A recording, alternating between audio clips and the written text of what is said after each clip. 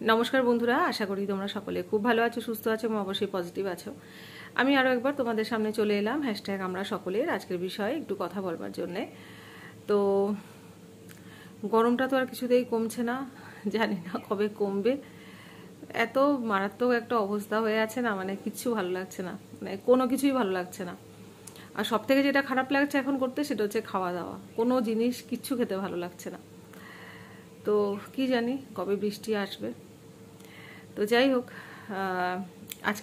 আজকে আমাদের বিষয় দিয়েছেন জেবাদি ভাই, জেবা হাসান।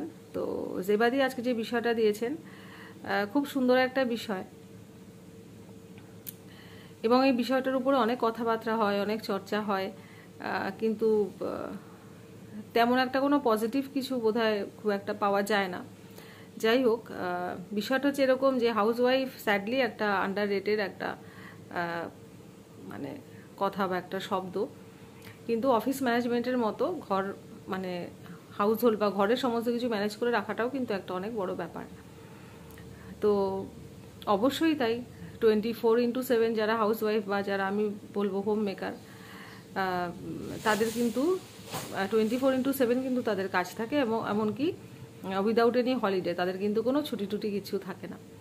তাদের কোনো কি বলবো, তাদের ক্যালেন্ডারে, তাদের বছরে 365 দিনের ক্যালেন্ডারে কিন্তু কোনো ছুটি নেই। এমনকি মানে তাদের জন্য তো সিএল, মেডিকেল লিভ এই সমস্ত কিছু থাকে না, বরাদ্দ থাকে না। তারা এই সমস্ত কিছুর ঊর্ধ্বে। তার মানে তারা কিন্তু কি বলবো, কোনো ছুটি ছাটা ছাড়াই, কোনো স্যালারি ছাড়াই সারা জীবন ধরে একটা সংসার বা কতগুলো মানুষের দায়িত্ব কিন্তু পালন করে যান বা বহন করে যান। তো এটাই একটা অনেক বড় ব্যাপার নয় কি, মানে এটা একটা অনেক বড় দিক নয় কি, মানে হাউসওয়াইফ বা হোম মেকার এই ওয়ার্ডটা মানে আন্ডাররেটেড কিভাবে হয়। মানে এই যে যারা যে সমস্ত হাউসওয়াইফরা আছেন, যারা শুধুমাত্র একটা সংসারের জন্য নিজের একটা পুরো লাইফ ডেডিকেট করে দিয়েছেন, কিছু মানুষের জন্য তিনি তার জীবনটাকে একদম সমর্পিত করে দিয়েছেন, যিনি কখনো নিজের কষ্টের কথাও হয়তো সেরকমভাবে বলেন না, বা অনেক সময় এরকমও হয়, জানি না কথাটা শুনতে কীরকম লাগবে, যে আমি তো নিজে সেরকম কিছু করি না, মানে কোনো আর্নিং তো আমার নেই, মানে এক্সাম্পল দিয়ে বলছি আর কি। হাউসওয়াইফরা বা হোম মেকাররা যেরকম তাদের একটা সাইকোলজি চলে, আমি অনেকজনের মধ্যে এই জিনিসটা দেখেছি, যে আমি তো তেমনভাবে কিছু করি না, তো সেই জন্য আমি আমার প্রবলেম সবসময় কি বলবো, অন্যকে বিরক্ত করা হয়, ডিস্টারবেন্স একটা ক্রিয়েট হয়। ঠিক আছে, যেরকম আছে সেরকম, মানে তেমনভাবে আর কোনো কিছু না হলেও চলবে। এবং এই যে এইগুলো হতে হতে তাদের দিকে কিন্তু লক্ষ্য করার মানুষের সংখ্যাও কিন্তু ভীষণ কম থাকে, যে তার সত্যি কি প্রয়োজন, বা তার ভালো লাগা, খারাপ লাগা, মন্দ লাগা, এই জিনিসগুলোর অন্তত খবর নেওয়া, বা তার মনের কমসে কম খবর নেওয়া, এরকম মানুষও কিন্তু খুব কম থাকেন, যারা নিজেরা বা নিজে থেকে তার একটা টেক কেয়ার করার যে ব্যাপারটা করে না বা হয় না সেরকম আমি বলছি না, এক্সেপশন সব কিছুতেই থাকে, এখানেও অবশ্যই আছে, কিন্তু বেশিরভাগ ক্ষেত্রে আমার মনে হয় এই জিনিসটা হয়। বা এত কিছু কাজ করার পর, নিজের সমস্ত কিছু উপেক্ষা করে কিছু মানুষের দেখাশোনা করার পর,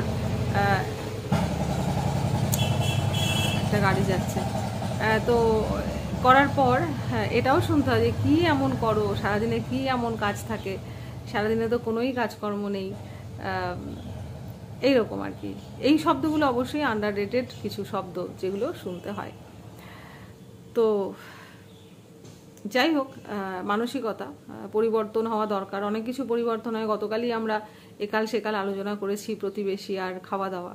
তো আধুনিকতা তো শুধুমাত্র বাহ্যিক আধুনিকতা দেখিয়ে তো কোনো লাভ নেই। আধুনিকতা আসলে হচ্ছে মনে, আমরা নিজের ভেতরটা বা নিজের অন্তরটা বা নিজের চিন্তাভাবনাগুলোকে আমরা কতটা আধুনিক করতে পারছি, এরকম। তো সেই কারণে এই শব্দগুলো অবশ্যই আন্ডাররেটেড কিছু ওয়ার্ড, যেগুলো তাদেরকে শুনতে হয়। তো তারা করে চলেন, সব কিছু করে চলেন, কখনো কখনো অভিমান, অভিযোগ এগুলোও আসে, এগুলো খুব ন্যাচারাল জিনিস যেগুলো আসে, কিন্তু সেগুলো শোনার বা বোঝার মানুষ খুবই কম। যাদের সঙ্গে এরকম মানুষ থাকেন যারা শোনে বা বোঝে, বা একটা অ্যাফেকশান বা এই জিনিসগুলো যারা পান, তারা অবশ্যই লাকি, অবশ্যই বলবো সেটা। তো সেই জন্যে একটা অফিস ম্যানেজমেন্ট সেটা তো হচ্ছে একটা নির্দিষ্ট সময়ের কাজ, যে একটা সময় আমি গেলাম, আমি এত ঘন্টা কাজ করব এবং আমি বাড়ি ফিরে আসব, আর তার সেখানে আমার ছুটিও থাকবে, আমার স্যালারিও থাকবে, আমি স্যালারিও পাবো, আমার ছুটিও আমার জন্য অ্যালটেড থাকবে, যেগুলো আমি আমার সুবিধা অসুবিধাতে নিতে পারবো। তো আমি কোনো হোম মেকারের এই জিনিসটাকে আমি কারোর সাথে কোনো তুলনাই করব না, কারণ তুলনা করা আসলে যায় না। 24 ঘন্টা বা সারা জীবন যে নিজের জীবন উৎসর্গ করতে পারেন তার নিজের সংসারের জন্য, তার নিজের পরিবারের জন্য, অবশ্যই তারা সকলেই তার নিজের মানুষ, সেখানে আর অন্য কোনো জিনিসের সঙ্গে কোনো তুলনা চলে না। কারণ তারা তো নিঃস্বার্থভাবে করছে, আমি সেটাই বলবো। নিজের দিকে না তাকিয়ে, নিজের খেয়াল না করে, কোনো টাকা পয়সা না নিয়ে সে কিন্তু করে চলেছে। তো এটার সঙ্গে আমি অফিস ম্যানেজমেন্ট তুলনা করব কি করে, কারণ সেখানে তো সব ক্রাইটেরিয়াগুলো তো একই রকমভাবে ফুলফিল হচ্ছে না। সেখানে কি মানুষ সারাদিন ধরে কাজ করে না, সেখানে কি মানুষ টাকা পয়সা না নিয়ে কাজ করে না, সেখানে কি ছুটি থাকে না, থাকে।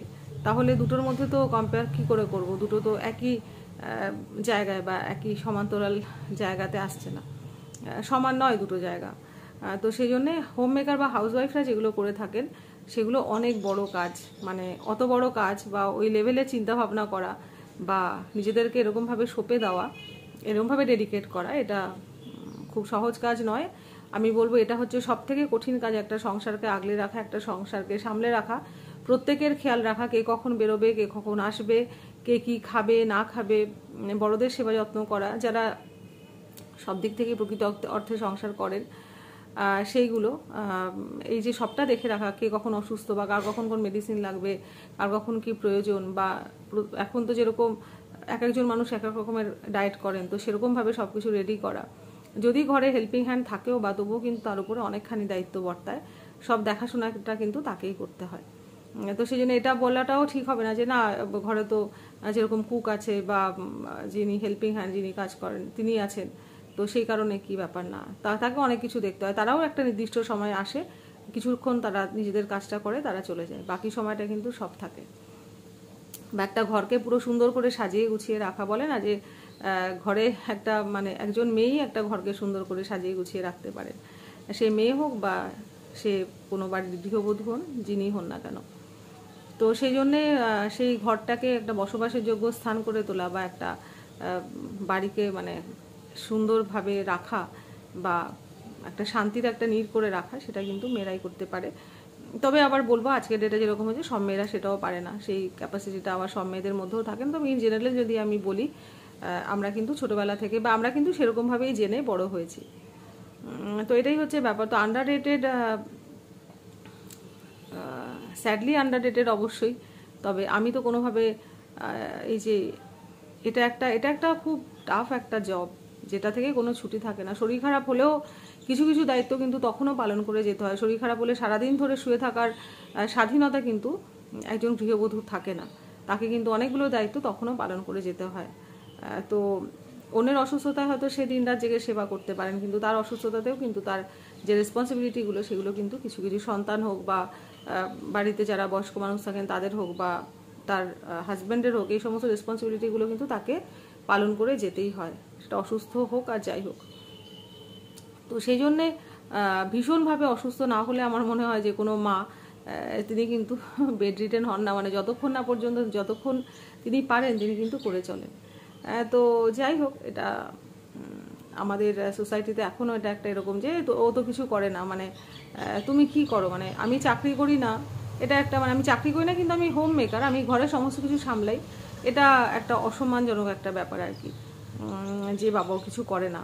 তো এইগুলো কি, যেগুলো সারাদিন ধরে একটা মানুষ করে চলেছে, সেগুলো কি হয়, মানে সেগুলো কি সত্যিই কোনো কাজ নয়? এটা আমার মনেও কখনো প্রশ্ন আসে বা ভীষণভাবে আসে যে এই যে সারাদিন ধরে কাজ করে চলা, সকলের দেখাশোনা করা, সকলের ভালো মন্দ চিন্তা করা, সব কিছু করা, সকলকে খাইয়ে নিজে খাওয়া, এইগুলো তো যাই হোক।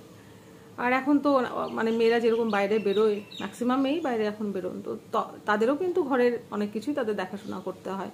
তারা যে শুধুমাত্র চাকরি করে আসলো আর বাড়িতে এসে চেঞ্জ করে শুয়ে পড়লো, তার হাতের সামনে সব কিছু চলে এলো, সেটা কিন্তু নয়, সেটা কিন্তু আরও টাফ। সে বাইরেও দেখছে আবার ঘরেও দেখছে। হ্যাঁ, তবে তার একটা স্যাটিসফ্যাকশান কি থাকে যে সে তার নিজের জন্য কোনো কিছু করছে বা তার নিজের একটা আর্নিং আছে, এটা একটা অবশ্যই স্যাটিসফ্যাকশন।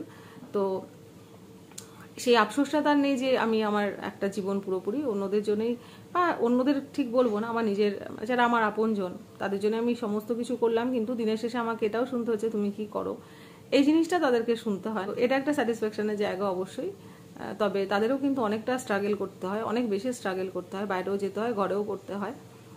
তবে যারা পুরোপুরি হোম মেকার বা যারা পুরোপুরি হাউসওয়াইফ, তাদেরকে যে কথাগুলো শুনতে হয় বা তাদেরকে যেভাবে যে নজরে দেখা হয় সেটা অবশ্যই আন্ডার রেটেড। কিন্তু হাউস ওয়াইফ বা হোম মেকার এই শব্দ দুটো কোনোভাবেই আন্ডার রেটেড আমার কাছে নয়।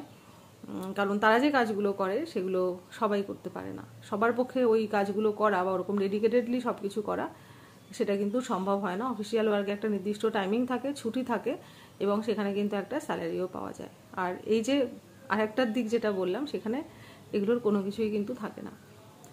তো আমার এরকম মনে হয়, আমি এরকমভাবেই বললাম, আমার মানে সহজ সরলভাবে যেরকম বুঝি সেটাই বলার চেষ্টা করলাম। তো এই পর্যন্তই রইল আজকের মতো। তোমরা সবাই খুব ভালো থেকে সুস্থ থাকো, আবার আসবো পরবর্তী কোনো বিষয়ে।